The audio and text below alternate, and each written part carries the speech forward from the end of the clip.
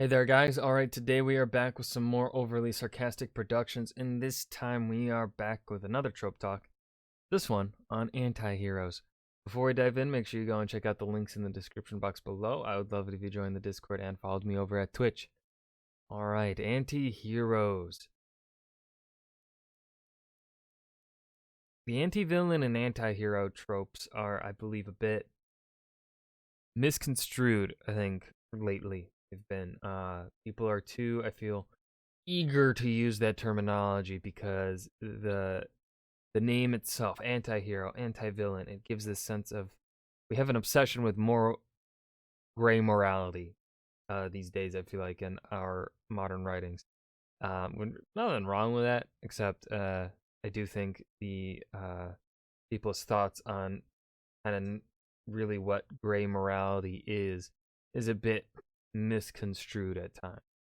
But let's go ahead and hear what Red has to say about this trope. This video is brought to you by World Anvil, but like the dark, gritty version that don't play by your daddy's rules. Yes. The anti-hero. The spiciest option on the protagonist menu for the adventurous audience who isn't afraid to get a little burned. But when we go looking for an ingredients list or maybe a calorie count, we find the chefs often give confusing or contradictory listings. Must an anti-hero be explicitly unheroic, laden with immoral or villainous flavorings, or is it enough for them to be simply lightly spiced with the paprika of a bad attitude or a drinking problem? This metaphor got away from me. The point is, defining anti-heroes is really hard. An anti-hero is typically defined as being a hero lacking in heroic qualities or possessing explicitly unheroic qualities, and this definition sucks. Sorry, Wikipedia, but it's true. It's completely circular. That's a bad one. What defines a heroic quality, and thus its antithesis of an unheroic quality? The concept of heroism is extremely flexible and varies over time and from culture to culture. Heroism is usually strongly correlated with the ideals of a society. Heroes represent what that society believes we should aspire to be. Nowadays, the loose cannon archetype who disobeys orders if they're evil or morally objectionable is so heroic that Captain America has done that in literally every movie he's been in. But in times of war, culture heroes are more typically written as being unrelentingly loyal to their leaders, with conscientious objectors being written as cowards and rogue loose cannons as traitors. In those times of war, the perfect soldier is the ideal heroic figure. Conscientious objectors, yeah, true. Well, that's not entirely true anymore, because when Hacksaw Ridge was released, which is an amazing movie in of itself, about a conscientious objector. Technically, the U.S. is at war at that time. I mean, we're technically still at war. No, actually, no. Technically, we are not at war. If we want to be super technical about terminology and how the U.S. goes to war, but troops in Iraq and Afghanistan, blah blah blah blah blah. ISIS at the time. Our now we have our soldiers in the modern age for the last 20, 30 years maybe have been soldiers that don't listen to command, and they kind of do what they feel is morally correct. Like Captain America or a conscientious objector. They stick to their own personal morality. Environments, the ideal is the perfect soldier, so the loose cannon archetype is unheroic. Again, Captain America's character has evolved to stay culturally heroic, starting off as an idealized super soldier in the cultural context of World War II before drifting into the loose cannon zone to stay heroic in the modern day. In a similar vein, modern heroes are frequently haunted by their pasts or motivated by trauma and tragedy, but historically, PTSD has been equated with the unheroic trait of cowardice. What is now a standard character trait would have once been more than enough to tip a character into the anti-hero zone. And on the flip side, something as simple as smoking has pivoted from its neutral narrative origins to being an anti-heroic trait. Originally showing up as a feature of cool badass heroes, or just a neutral literally everybody is doing it character trait thanks to some cunning marketing by the tobacco industry, it's tipped out of favor on account of all the horrible side effects and stuff, and now a character smoking is most often a way to show that they're self-destructive, which is a popular anti-heroic quality. And on the flip side, a character quitting smoking is seen as a heroic act. It's all about the context. Hell, in classical Greek literature, heroes were defined as being powerful and strong and accomplishing great things, but it didn't matter if they were actually morally decent people. It mattered more that they were powerful and capable of accomplishing tasks nobody else could pull off. By ancient Greek and Roman standards, Odysseus was an antihero, tricking his fellow heroes and winning victory through cunning strategy instead of strength. And Paris was actually similar, since he was an archer, which was basically seen as the weenie baby choice for dorks afraid to get stabbed. And the villainous sniper, Even though being an archer requires a lot of fucking strength. More so than wielding a sword, I'd say. Sword is, more, actually is more, about endurance. Whereas archer is more about strength. You gotta get those big old back muscles to draw that fucking bow, man. archetype Paris personified actually persisted for a long time, only recently being phased out. Now, it's not uncommon for heroes to have had sniper training, but as recently as Sherlock Holmes, snipers were almost exclusively villainous. I think you can kind of thank Tolkien for that idea because of his usage of, the whole concept of English arch longbowmen, probably playing a role into his use of archery within the heroic characters of Lord of the Rings, right? You have Aragorn and you have Legolas, so yeah. Defines a hero is completely determined by the cultural landscape of the time, and thus what defines an anti-hero is similarly flexible. Is it heroic to be rich and successful, or is it heroic to steal from the rich and redistribute to the poor? Is it heroic to follow orders or to break rank? Is it heroic to change the world or to preserve the status quo? All these things vary wildly Change bad things. Fuck the status quo. Story to story and context to context, and because the axis of heroism is unstable, its antithesis, anti-heroism, is similarly in flux. There's actually one character who perfectly illustrates how difficult it is to pin down specific qualities as heroic or unheroic, and that character is none other than Anakin Skywalker. Specifically his portrayal in the Clone Wars cartoon, not that other thing he showed up in. See, in this show, Anakin is a full-on hero. He comes across as more heroic than basically any other Jedi because he's motivated by a ferocious protective instinct for his loved ones rather than a rigid and often inefficient honor code. He's more than happy to bend and break the rules if it means saving people or helping his friends. As a loose cannon archetype motivated by the power of friendship and love, Anakin seems entirely heroic. But as an audience, we recognize that these exact characteristics are going to be what turns him to the dark side. All his heroic motivation and propensity for self-sacrifice to protect the people he loves makes him easy to manipulate. Killing a bad guy to save Obi-Wan and a ship full of politicians? Totally heroic. Killing Mace Windu to save his beloved mentor Palpatine? Not really heroic, but he was being misled at the time. Killing a bunch of kids to save his pregnant wife? Very not heroic, but all of these actions are in character for Anakin, who will always prioritize his friends and loved ones over anything else, including his own safety and moral integrity. Heroic traits can lead directly to unheroic actions in the right circumstances, and Anakin manages to hit every single point on the hero to villain spectrum over the course of his career without ever actually fundamentally changing as a person. Anakin's core traits never change, only the context he finds himself in, and that— I'm so glad we're talking about the Clone Wars, man. What the Clone Wars did for Anakin. Chef's kiss. Chef's kiss. I love that show.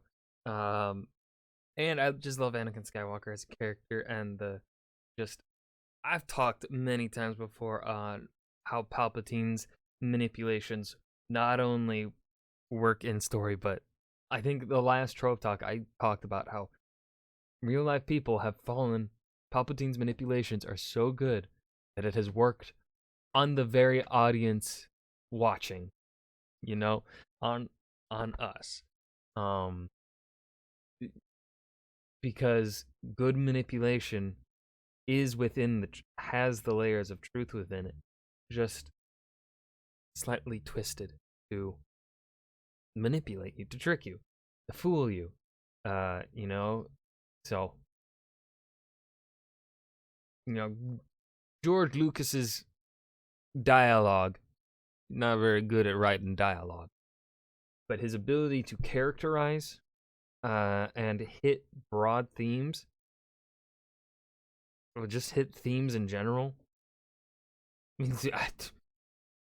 Honestly, I think he might be in a class of his own, like in a league of his own. His ability to nail the themes that he wants to target in his stories, I think he does a fucking bang-up job. Changing context is enough to swing him all the way from hero to anti-hero to villain over the course of his life. Even his turn back to the side of good, killing Palpatine to save Luke, is structured exactly the same as his previous characterization, an act of defiance against authority to save someone he loves. That's consistency, baby. So we can't really come up with a rigid This is why I like you, Red. Why I like you.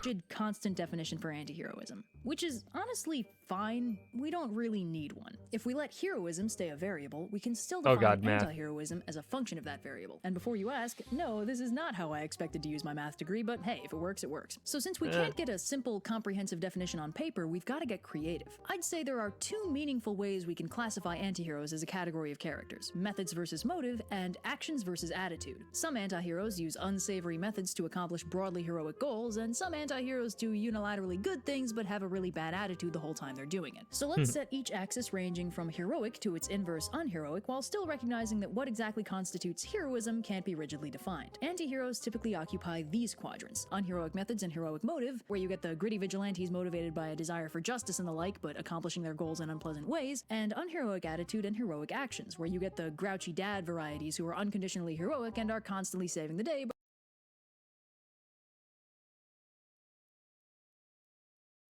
I think I just realized that two of the POVs in the current book I'm writing are both anti-heroes, but they occupy those two. Like they one is this grumpy, reluctant hero, and then the other one is the other one.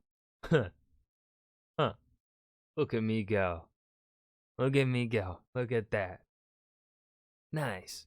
but are also really Didn't cranky even the whole intend time to and do probably that. drink, smoke, and or cuss as harshly as their medium allows. The more generally heroic versions of Deadpool also hang out in this quadrant because you're not supposed to have fun when you're killing bad guys. Yeah. This category is also home to the insecure heroes, the ones lacking in courage or confidence who still strive to do the right thing. Oddly, Spider-Man frequently fits in this category, although most people don't classify him as an anti-hero. The Netflix version of Daredevil also fits this category, as he's fundamentally trying to do good things, but he's so self-destructive and emo that he's constantly pushing away his friends and loved ones and doesn't even think to wear armor for an entire season. Jessica Jones is also in this zone, working to do good while fighting her own self-destructive coping mechanisms and horrifyingly traumatic backstory. Netflix really likes this one, I guess. Well, until recently anyway. This specific character archetype is sometimes called the classical anti-hero, a hero who faces their own inner problems sometimes more than they face external ones. Hamlet fits solidly in this zone, but this archetype isn't usually considered an anti-hero by modern standards. I'll talk a little more about this later. It's rarer to find anti-heroes in the unheroic motive but heroic methods quadrant, but it does happen sometimes. Some anti-heroes, like Catwoman and most of the cast of Firefly, are motivated purely by personal survival, which is considered selfish and unheroic, but they still frequently end up doing good things. You also sometimes get decent paragon heroes who are motivated by a vengeance blood rage in this quadrant, but they don't usually feel like anti-heroes, so it's a little dicier. It's more common to get antagonists with honor codes in this area, since they might be working towards unheroic goals, but they don't want to compromise their morals in the process. These guys are usually designated as anti-villains instead. Of course, the heroic motives and heroic methods quadrant is populated almost entirely by garden variety heroes doing good things for good reasons, although this is also where you get the grumpy heroes whose only unheroic quality is a bad attitude. And the unheroic motives and unheroic methods quadrant is almost entirely full of villains accomplishing bad goals in bad ways, although this is also where you find characters like the Punisher, who are motivated by the unheroic goal of revenge and murder a lot of people because of it. This character's anti-hero status is surprisingly a little bit hard to justify.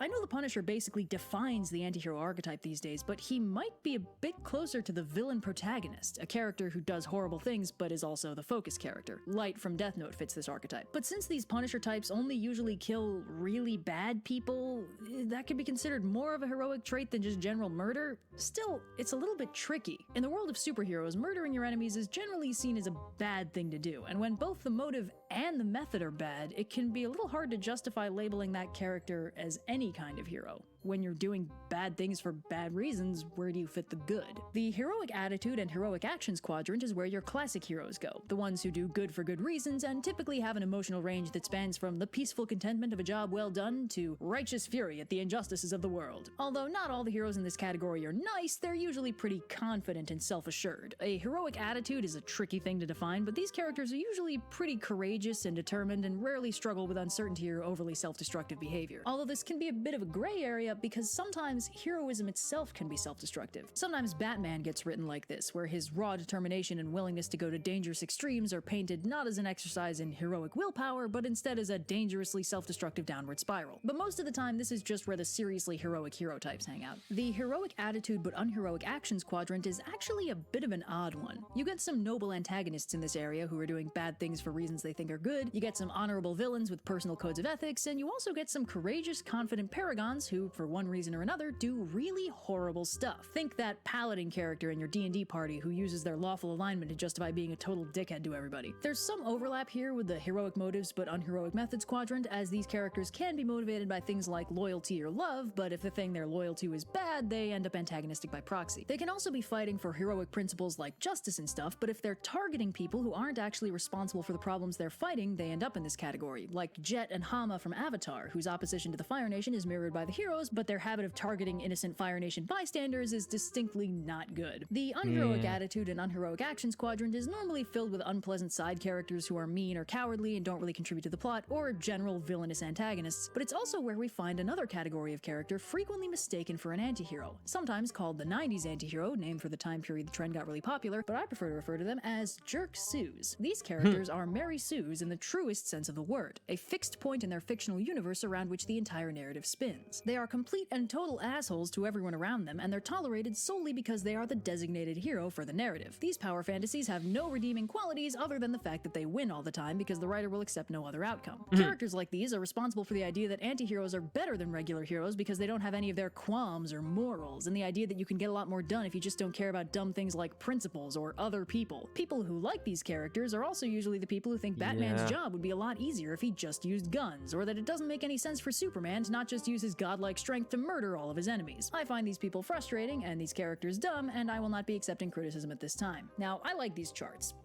I agree with you on that one, Red. Facts. Yeah, it's also less interesting, man, to just fucking bang. Boring. Boo. Get that out of here. There's no internal conflict on the character. Boo. Give me internal conflict. Give it to me. They're simple, they're clean, but I guarantee that there's at least one character I've listed whose position you disagree with, probably several. Defining a character as an antihero is incredibly subjective as long as we try and frame them as unheroic heroes, and we're still struggling to pin down exactly what separates an antihero from other archetypes. So instead, let's try something else. Let's look at heroes and antiheroes from the perspective of idealism. For the purposes of this thought exercise, let's define a hero as an inspiring figure who your audience is meant to admire and emulate, a person who represents some of the ideals of the society they come from. Obviously, what those ideals are can vary a lot, but we've already accounted for variable definitions of heroism. We already know they change over time. So, working off this definition, the hero archetype is intended to embody the ideals of their time and place. Some big heroes work very well with this definition. Captain America is a paragon ideal who started off as the perfect soldier ideal, and in various adaptations still represents an ideal of leadership, loyalty, and courage. Superman, despite his obvious big blue Boy Scout thing, is actually a surprisingly complicated paragon ideal when you factor in that both of his creators were Jewish men whose parents had immigrated to America. With this context, suddenly Superman's Moses-like origins and lifelong status as a partially assimilated stranger in a strange land become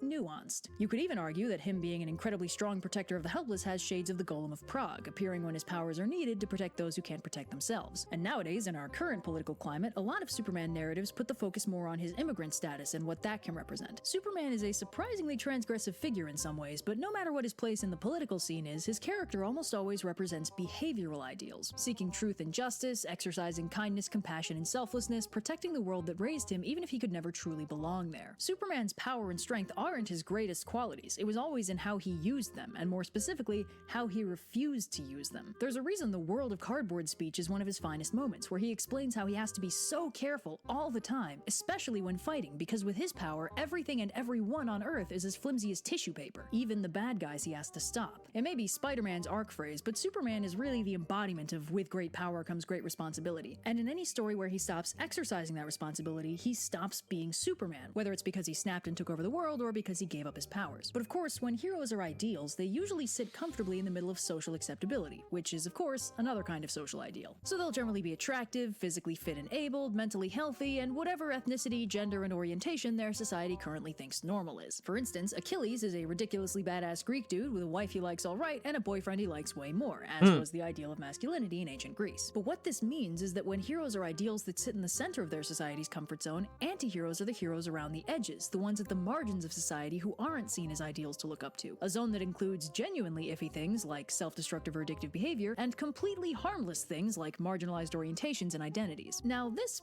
morally loaded area is also a zone that storytellers frequently pull their villains from, so their hero versus villain narrative can also represent a right way of existing versus wrong one conflict. Villains are very frequently representative of a social other, whether or not Greetings, Hero. It is I, a physically disabled antagonist with a mysterious but definitely foreign accent.